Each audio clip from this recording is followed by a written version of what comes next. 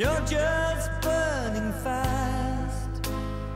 Now we have some questions, a little bit of question time left, and Steve Parrott's in charge of the microphone. Any starters?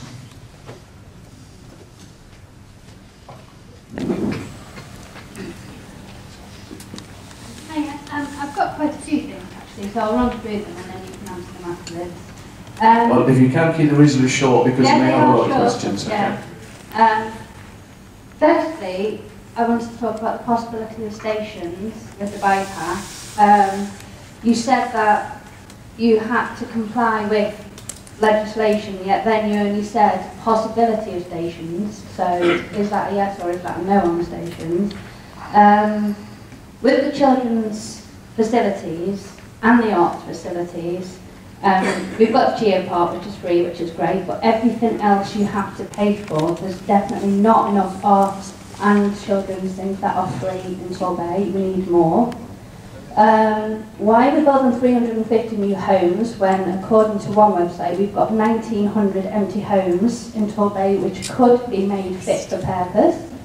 Why are we bringing hotel chains in when we've got struggling B&Bs and hotels already in the bay, which takes the money out of Torbay? And are any of the new homes that are going to be built council houses? Could you say the first question again, because I don't quite understand it? Yes, the bypass. The bypass. Yeah. Basically in the presentation what Patrick said was they had to comply with legislation to push it through to say that they would work alongside public transport links. And then he said, prior to that and after that, that there would only be a possibility of stations. Yes, the question of stations, it's in part of the future planning, and it's the financial support to construct them. But they've got to be in the planning process to begin with, so that they can at some stage be included from a financial point of view. Now who's going to build them and who's going to pay for that is a question that we have to address. They're not going to be built by Torbay Council. So they would probably be built by those private sector support. It would be done by the rail companies themselves, but I've got a feeling that, yes, some of them are going to happen, but it'll be a mixture of packages, not by one particular organisation. But I'm confident that we shall probably have a couple of those in the next few years as the demand for transport increases, and we welcome those developments because I think it would take pressure off the roads. On the homes in Torbay, we have in fact employed somebody specially to undertake looking around at empty properties in Torbay, and I can tell you in the last 18 months, or maybe a shorter period, because we check up on empty properties and those that are empty for a long time, we brought back into occupation 1,300 empty properties in the bay. It is an ongoing process, it's a very valid point. Some of them are to do with estates and complications, and some of them are where the properties have structural problems which aren't easy to address. But I agree with you, it is an important point. We have somebody employed specifically to undertake that task, and we are being successful in bringing them back in. With hotel chains, it's a free country. I can't control who, nor should I, who wants to invest here. And I welcome the investment in the sense that these are public companies who see Torbay as an opportunity and have the confidence to invest. I don't think we should probably see many more, and there is a need to fill existing accommodation, and I accept that, and that's the reason we've got the marketing programme. We're going to spend £60,000 next month in attracting people to Bayfleet, what I regard as the bedrock of businesses in Torbay, which is small and medium-sized enterprises, and that's where I want that additional support to go, because that is the base of the tourist industry. If you don't keep this group of about 5,000 or 6,000 beds, then you won't have a tourist industry, and the tourist attractions won't be able to survive as well. So I'm anxious that we have a complete range of choice for people to come and stay here. Some of the nationals publicise Torbay. If you look at some of the adverts for Premier Inn, the actual view from their adverts, Torquay Seafront. So there's benefits across the bay to encouraging these companies here. And if I say to you that some years ago when we had Nortel here, and this is the linkage I want to see with the commercial side the rebalance of the economy. When Nortel were here, they took 30 bedrooms plus for 2 years at the Imperial Hotel, because they wanted their executives to come and stay here with them coming and going. So we cross-fertilisation across all aspects of business, but I agree with you, we need to market the Bay, and that's what I'm trying to do. Hello, my name's Mo Sylvester. Mine's Sir Patrick Carney. It's about the Kinglash Road. How are you going to improve it? You've already taken half of the fronts of the houses off down over Kinglash Road. How are you going to improve that? Thank you. There's a couple of improvements planned for the Western Corridor. The main improvement is to get 2 lanes in both directions from Tweenaway to Long Road. So although we've improved Tweenaway, as you go up over the hill going towards Brixham, it then goes to a single carriageway. And a lot of the traffic movement is between Tweenaway and as Pat says, with the White Rock development, there'll be a lot of movement between those 2 areas. So there'll be two lanes in each direction. There are some further improvements we can make on the approach to Tweenaway by carrying out some further widening at the bottom of the hill.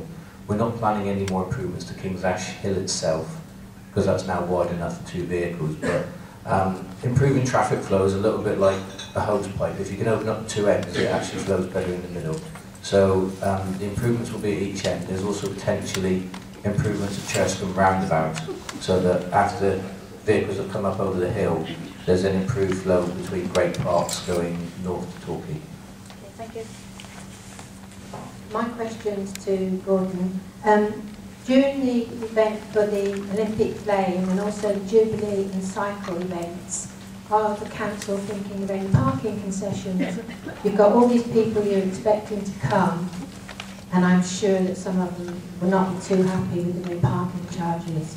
Even the locals would appreciate some sort of parking concession. Very good question. I'm glad you've asked it, because the one thing I wanted to maintain when I was first elected was to retain our existing car parks. That was before we knew about the bypass and the additional traffic and additional business that comes in, because 80% of our business comes by car. And so the retention of the car parks, and also the point you've made, which is a very valid one, about some of the events. Yes, we will be looking at concessions that will be beneficial and attractive to the events and the people that it will bring in. I'm sorry that we've had to look at car parking charges. They haven't been increased for 4 years. It's the first increase it's been, and in most cases it's below the previous level of inflation, so you add together inflation for the previous 4 years. The levels, generally speaking, are still below that. Where there have been increases, we're going to monitor the situation. If it isn't going to work, we're going to review it. The car parking situation is an ongoing process for the next 3 years, and it'll be reviewed and monitored all the time. So, if I had a choice, I hate parking meters. I wouldn't have them at all. I've always been opposed to them, but the problem is when we've got to cut 30% of our budget for the next few years, and you want to support car parking and road maintenance and holes in the road, you've got to find other ways of doing it. If I can find ways of this council generating income other from car parking, we're going to investigate that and see what we can do about it.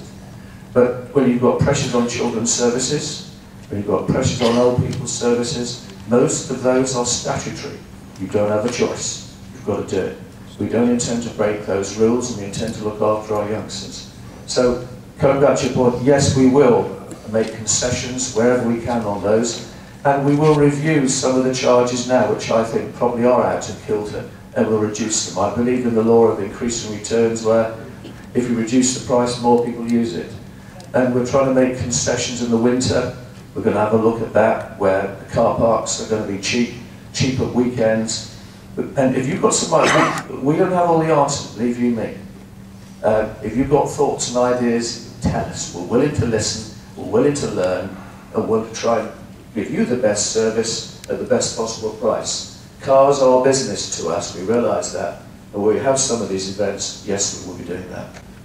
Can you confirm that you are using parking as a revenue stream? No, we're not. We're using car parking as in terms of investment, in terms of pay on foot, where we need to invest into our car parks, where you have the different kinds of controls there. What we want to do is plough that money back into the car parks, the existing car parks. We've got multi-storey access, so we have pay on foot. So you go in there, you take a ticket, and you stay as long as you like, and you come back and you pay when you go. Some of the car parks aren't like that. They haven't had the investment, so we want to plough the increased income from the charges back into car parks and those facilities. Tom Fisher, the development of Parkfield does provide much needed additional facilities for the youth in Torbay. But my fear is the multi-purpose hall is sadly underutilised. Is this opinion true? Well, it opened in July. Perhaps you could help me on that one? Yeah, we have only been going for 4 months, and we are doing a lot of promotion at the moment to let people know about the facilities we've got there. We needed time to get ourselves set up and organised and our processes in place, and now we feel those are in place, and since January we've been doing a lot more promotion around our facilities and what you can use facilities for. Yes, at the moment, during the school day, during the school term, the hall is not used as much as it could be used, and we are going to be doing some work to approach community, voluntary groups, adult education to come and use all of our facilities, the Apple Map Suite, we've got training rooms, we've got the sports hall, the climbing wall, and obviously the outside space as well. So we are working on a big promotion campaign to get to all local businesses and organisations to make them more aware of that. I hope that answers your question. It's Steve Darling, and I'm Councillor for the Apartment Whatcom Ward. I had hoped to see on the agenda today, and thank you for running this event today, Gordon, the LAVI, the Local Asset Backed Vehicle, which the Council has spent, including officer time, £200,000 on, which is basically looking at trying to regenerate our town centres in partnership with somebody like McAlpine or similar. Can you please give us an update on that project, please? Yes, I'm delighted to do so. The negotiations are still ongoing with regard to the joint venture company. The checks and balances and research that's associated with that before you enter into a long-term partnership with a PLC company. And we have to be confident that those checks and balances are correct and that we have a good work relationship with any partner we have. It is important we do this. It's a long-term commitment on your behalf, and we have to be satisfied that on your behalf we are making the right decisions. In due course there will be a report which will be public for you all to be aware of when we have reached a conclusion on that. That work is being undertaken by the Torbay Development Agency, and they will make a board decision on that with any recommendation to us. And as soon as we have that recommendation, you'll be aware of it. Yeah, my name is David Banks. I'm a long-term resident of Torquay, and I'd like to ask the Council, I mean, the Mayor has put forward a lot of optimism here, and I'm pleased about that, but the Council is doing something that will possibly seriously injure one of our major services here in the Bay. I'm talking about the plan to reduce the increments paid to bus companies by about a staggering 30%. The effect this will have, Stagecoach, the largest bus company, already said that this will lead to reduction in services and probable fare increases. Stagecoach have the financial backing to survive this, but there are 5 other bus companies that operate in the Bay. They are small enough that they are not likely to survive this. These bus companies provide services into areas of the Bay, in Brixham, in Paignton, in Torquay out here, the Stagecoach do not cover. If these bus services go, they will not be replaced, because once a bus company closes, the council can't just suddenly turn along and say, oh, we've got a bit more money now in a few years' time. We'll increase the reimbursement. Those bus services aren't there anymore because the companies have gone bust. The Stagecoach might turn around and say, we're quite happy to be a leaner and meaner bus service, and we're not going to invest in new buses to replace the ones we got rid of when we cut the services, or to re-employ new bus drivers and train them. That will cost them a lot of money. The council have no control over that. that they are planning to do something that will seriously reduce the ability of old people and young people who no longer have the means to afford a car to get round the bay to all these wonderful new jobs, all these wonderful new geoparks, etc., etc. Sorry, I wasn't quite brief. Thank you, David. Thank you, David. I will ask Patrick to answer some of the technical things there, but it just shows some of the pains we have as a council with regard to the huge amount of subsidies that we grant to various organisations. And this is where we have to look at value for money and question and prod and see whether we have value for money and how we can negotiate a sensible deal. But at the same time, it's a question of how many people use some of these services, and therefore we're saying, should we provide everything if it's not being used? But I'll ask Patrick to ask some of the technical things for you. I assume you're talking about the funding towards concessionary fares, which is the free bus travel for the over 60s. There are renegotiations at the moment with all the bus companies, but the amount we're offering is in line with government advice on what should be given to the bus companies. You have to remember that the funding we provide should mean that there are no better, no worse situation by providing free bus travel. So whilst there is a reduction, we believe it's in accordance with the government guidelines on what the funding level should be. And if through concessionary fares we have been funding routes that were not profitable, then that's the wrong way to go about it, because the concessionary fares isn't supposed to fund routes, it's supposed to leave the bus companies in a cost-neutral position. So if the outcome of that is routes are lost, we have to look at that in a different way and say, well, should it be subsidised for another reason? But the government guidance is very clear that we shouldn't be funding routes through concessionary fares, we should be making them with a no better, no worse situation, and we're confident we can come to an agreement with the bus companies, but it is in accordance with government guidelines. With all of the bus companies, all 6 of the bus companies? There's negotiations with all 6 bus companies, yes. And they're separate negotiations. And I'll stand up this. You believe that if it goes down to less than 50 pence, that I can get on a bus in Torquay and go to Brixham for 50 pence and come back for 50 pence? And that's sufficient when the actual fare is £4.70. That's not technically correct. The way in which it's evaluated is based on the average fares on each route and the cost that the bus companies are taking. I can speak to you separately on it, and I don't think it's... All I can say is we support bus routes. We have 8 million passengers a year on buses. It's a massive part of our transport network, and we are trying to work with them. But we have to fund it in accordance with government guidelines, and previously we feel we were overfunding. But your cutting this funding is going to seriously cut bus services in the Bay at a time that the Mayor wants the Bay to expand. It's got developments everywhere, it's got sports things coming up. I'm happy to talk to you later on the rates being offered to various people. Sorry, David, we can give you all the answers, but Patrick will have a chat with you afterwards, and particularly we're in discussion with other individual bus companies. I think we have to be a bit careful about disclosure of certain information. 2 more questions I think we've got time for. Hi, I'm Matthew Clark, chairman of the BID in Paignton. We're really pleased with all the investment in Paignton as a tourist, but I'm a bit confused by this new ferry investment because it seems to miss Paignton. Can you explain why that is, please?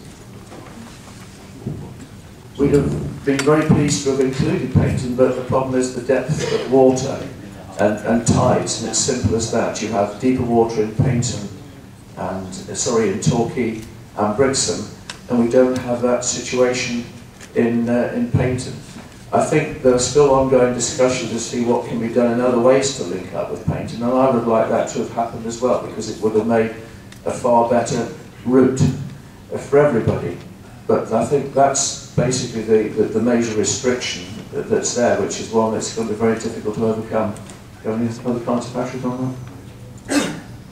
No, it's exactly as Gordon says. We'd love to include Brixham, and one day I think if the ferry, sorry, Paignton, and if the ferry is successful, we'll include Paignton. It's just the infrastructure costs are a lot higher to bring it into Paignton, but it's definitely a long-term aspiration.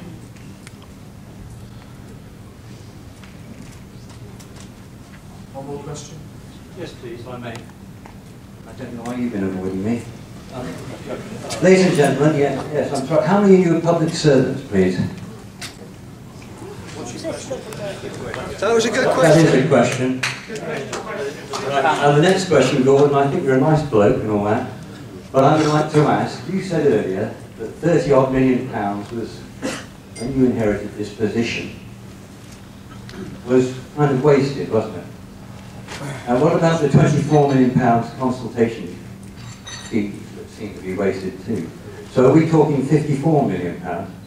All I want to know is, my question is why are these CEOs from the previous regime with Nick By still in position? Why is CEO Rates, this man Parrott, why are they still actually in positions of power? Why? Are you all puppets or what? An interesting point that you raised, and of course you must be aware that... Could you tell us who he is, please? You're a friend of the town, James. Yes, I'm James Can. James of the Can family. James of the Can family. What does that mean? I'm actually here to represent myself and perhaps talk to people, you know. Are you all public servants? Are you a resident? There you are. These people are. They're answerable to you. Gordon's got an answer for me. It is the last question, Thank you, Gordon. and in answer to it, you must remember that if we're to carry out some of the very difficult tasks we need to have not only just elected members, many of you here today, and I thank you for coming, that really had Torbay at their heart, and all the elected members have. We also need support from talented officers in all levels to be able to do that task. But will they take Are they common purpose trained, sir? What I'm saying to you is that we will need talented officers at very high levels to carry out the terms and the things that we do. They spent now, our money. if you look at the record of this council, certainly in the last 2 years, where we've looked at the difficult task of managing the budget and how that affects the numbers of staff that we employ. And you will see that last year and this year there have been substantial redundancies, because it is inevitable that if you're going to not just reduce the service, you reduce the number of employees Gordon, I'm talking about the CEOs. The CEOs are responsible for spending this money. And what I'm saying is that across the board, you've got to look at the impact that has, because we're trying to retain jobs, not reduce them. And generally speaking, this has been a council that's never been a high spender. It's never overspent its budget. It's not been excessive with the demands it's made on you. In terms of the people that are employed in senior positions, respect the role that they have and the tasks that they do. And there'll be judgments made in future on the structure of our local authority employees, which is an ongoing process based on some of the difficult decisions we have to make. Now, who we employ at the moment, they are on contracts, they work very hard for us, they're very loyal for us. How many are a common purpose trained? I have no public comments here, nor will I accept from you or anybody else public criticism of officers who are employed here to do a job and are loyal to the council.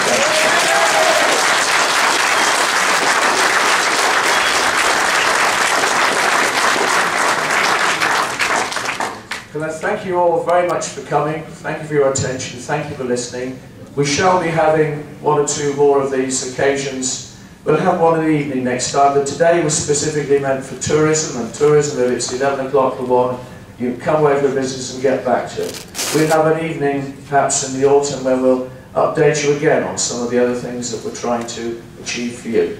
It's not going to be easy, but if you've got ideas and thoughts, we don't have all the answers, we're willing to listen to you. Come and talk to us, come and talk to elected members of all parties, because we all want to work together for your mutual benefit. Thank you for coming, and look forward to seeing you again. You ain't going nowhere. You're just